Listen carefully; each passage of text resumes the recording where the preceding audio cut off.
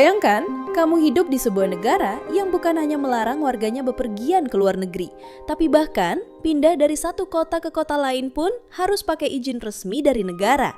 Nonton drama Korea atau film Hollywood bisa bikin kamu masuk penjara. Baca buku agama, siap-siap dihukum mati. Inilah Korea Utara, negara yang telah berubah menjadi penjara terbesar di muka bumi.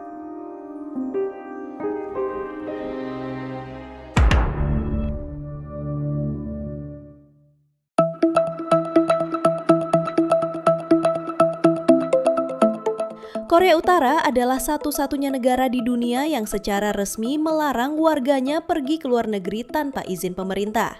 Dan seperti yang bisa ditebak, izin itu hampir tidak mungkin didapat. Kalau kamu nekat kabur dan ketahuan, hukumannya bisa kerja paksa selama puluhan tahun atau yang lebih parah, ditembak mati di tempat. Serius, segitu ekstrimnya. Bahkan sekedar berpindah dari satu kota ke kota lain di dalam negeri pun butuh dokumen dan izin khusus. Bayangkan kalau kamu tinggal di Jakarta dan mau ke Surabaya, tapi harus dapat restu dari aparat setempat. Dan kalau ketahuan tanpa surat-surat lengkap, ya tinggal tunggu giliran masuk camp kerja paksa. Kebebasan di sana hampir tidak ada. Semua media dikuasai penuh oleh negara. Tidak ada televisi swasta, tidak ada media independen, tidak ada akses ke internet global. Bahkan Google, YouTube, TikTok, Wikipedia, semuanya tidak bisa diakses. Pria dewasa wajib mengikuti dinas militer minimal selama 10 tahun. Amnesty International mencatat bahwa sekitar 200.000 tahanan politik ditahan di berbagai camp di seluruh negeri. Mereka dipaksa kerja seperti budak, disiksa dan dalam banyak kasus dieksekusi tanpa pengadilan. Dan yang paling gila, anak kecil pun bisa terkena dampaknya. Tahun 2009, seorang anak usia 2 tahun dijatuhi hukuman penjara seumur hidup. Alasannya, orang tuanya tertangkap membawa Alkitab yang dianggap sebagai barang selundupan asing. Hanya karena orang tuanya punya buku agama, satu keluarga dihukum. Di sana kamu bisa menanggung kesalahan hanya karena hubungan darah. Tapi itu belum semuanya. Konten hiburan dari luar negeri seperti film, lagu, dan drama Korea dilarang keras. Bahkan sekedar menonton video dari luar negeri bisa dihukum 10 tahun kerja paksa. Kalau kamu kedapatan menyelundupkan atau menyebarkannya ke orang lain, siap-siap dihukum mati. Bayangkan, film yang buat kita hiburan, buat mereka bisa berarti akhir dari segalanya. Dan bukan cuma warga lokal yang kena, turis asing pun bisa tersandung masalah serius. Ingat kasus Otto Warmbier. Mahasiswa Amerika Serikat ini dituduh mencuri poster propaganda dari hotel tempat ia menginap saat liburan ke Korea Utara. Dia dihukum 15 tahun kerja paksa, tapi baru dipulangkan ke Amerika dalam kondisi koma dan meninggal dunia tak lama kemudian. Sampai hari ini penyebab pasti kematiannya tidak pernah dijelaskan secara transparan oleh Korea Utara. Semua ini membuat Korea Utara jadi negara paling tertutup di dunia. Masuk ke sana sulit, keluar lebih sulit lagi. Tapi kenapa? Kenapa begitu susah untuk keluar dari negara ini? Jawabannya ada pada geografi Korea Utara. Negara ini terletak di bagian utara semenanjung Korea. Di sisi timur mereka berbatasan langsung dengan Laut Jepang. Di sisi barat ada Laut Kuning. Dua perbatasan alami ini membuat pelarian lewat laut hampir mustahil.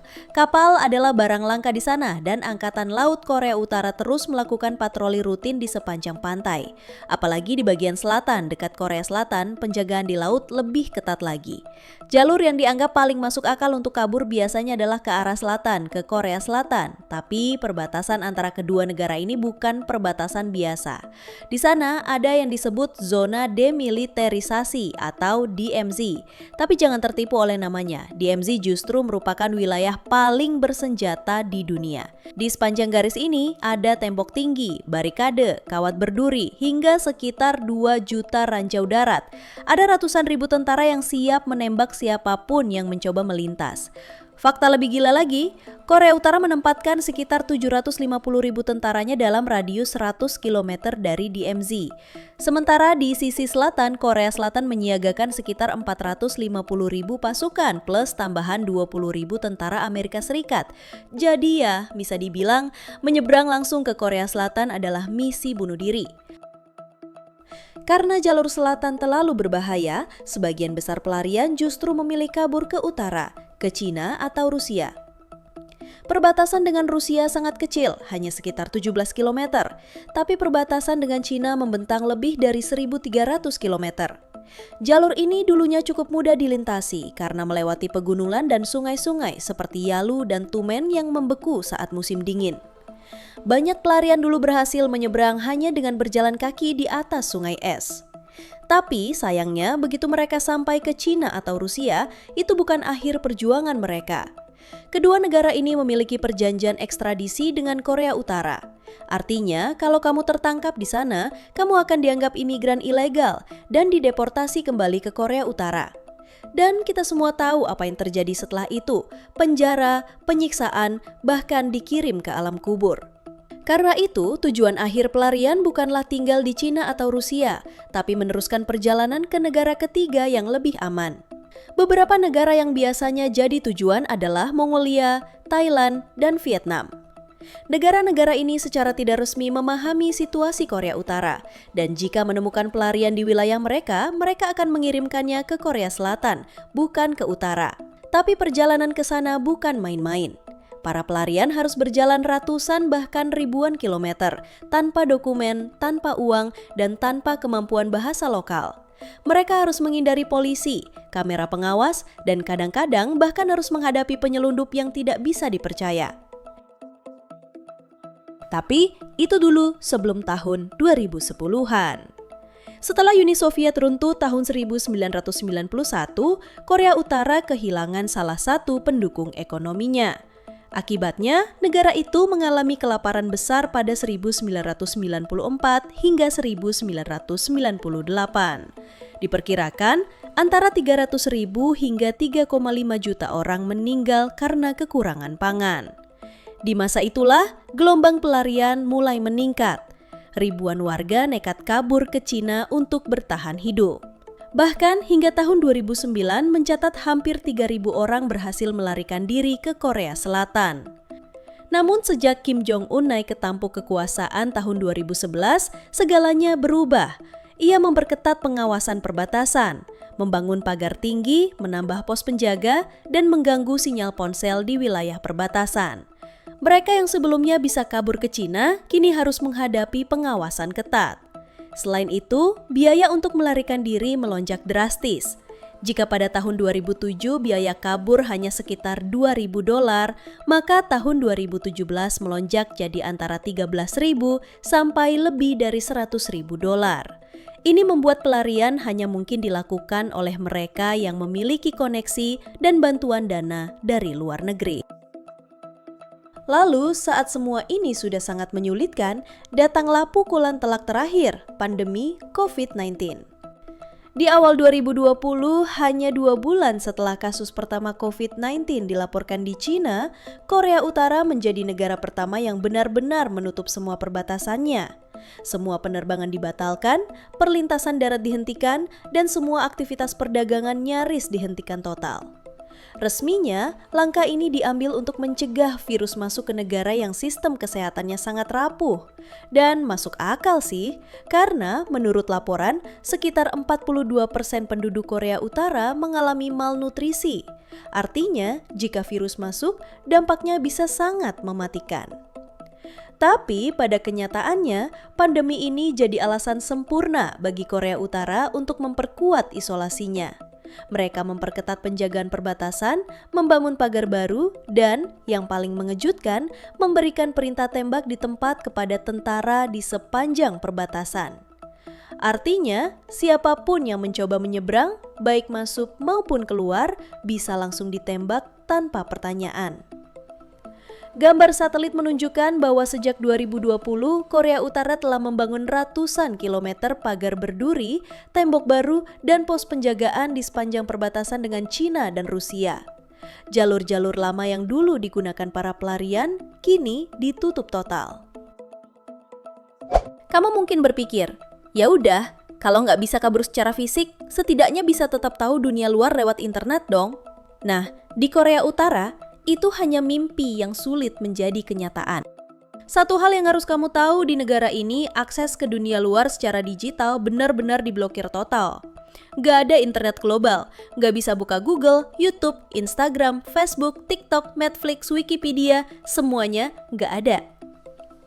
Yang mereka punya adalah sistem tertutup yang dinamai Kwangmyong, semacam intranet nasional. Bayangkan kamu hidup di dunia di mana seluruh informasi yang bisa kamu lihat hanyalah konten propaganda negara. Semua artikel, gambar, video, bahkan berita, semuanya dipilih dan diedit sesuai narasi yang dikehendaki pemerintah. Mau cari tahu soal sejarah dunia? Yang ada cuma versi mereka. Mau cari resep masakan Korea Selatan? Lupakan. Mau tahu siapa pemain sepak bola top dunia? Mungkin kamu bahkan nggak tahu ada Piala Dunia. Itu pun kalau kamu punya akses ke komputer. Mayoritas warga biasa nggak punya perangkat elektronik pribadi. Komputer hanya tersedia di institusi tertentu seperti sekolah atau kantor pemerintah dan penggunaannya diawasi ketat. Tapi yang lebih menarik lagi adalah sistem operasi komputer mereka. Bukan Windows, bukan Mac, bahkan bukan Linux biasa. Mereka pakai sistem buatan sendiri yang disebut Red Star OS. Nah, Red Star ini bukan sekedar sistem operasi, ia punya fitur pelacak yang secara otomatis menyematkan informasi identitas perangkat ke semua file. Jadi misalnya kamu dapat file video dari seseorang, file itu akan dibubuhi tanda oleh Red Star, dan pemerintah bisa melacak dari mana file itu berasal. Mau berbagi file secara diam-diam? Siap-siap tertangkap. Dan jangan harap bisa pakai flash disk dari luar negeri. Banyak laporan menyebut jika kamu mencolokkan USB ke komputer di Korea Utara, Red Star akan langsung mengecek isi dan bisa memblokir akses atau bahkan menghapus otomatis file yang dianggap mencurigakan. Sekarang kita masuk ke urusan ponsel. Di dunia kita, ponsel adalah alat komunikasi, hiburan, bahkan pencarian kerja. Tapi di Korea Utara, ponsel lebih mirip borgol digital. Semua warga hanya boleh menggunakan ponsel buatan lokal. Ponsel ini tidak bisa menelpon ke luar negeri, tidak bisa terhubung ke internet global, dan yang paling menyeramkan, ponsel ini punya sistem pengawasan otomatis. Secara berkala, ponsel akan mengambil tangkapan layar screenshot dari aktivitas pengguna. Screenshot itu disimpan dan bisa diperiksa kapan saja oleh pihak berwenang. Pada Desember 2020, Korea Utara mengesahkan undang-undang anti-ideologi dan budaya reaksioner yang melarang keras konten asing, terutama dari Korea Selatan. Siapapun yang menonton atau menyebarkan video asing bisa dijatuhi hukuman berat, bahkan mati. Bahkan, memakai kata-kata seperti "opa" bisa dianggap penyimpangan ideologi. Lebih parah lagi, negara menciptakan budaya saling mengawasi antar warga. Siapapun bisa melaporkan orang lain, termasuk tetangga, teman, bahkan anggota keluarga. Bagi siapapun yang melaporkan pelanggaran, akan mendapatkan hadiah.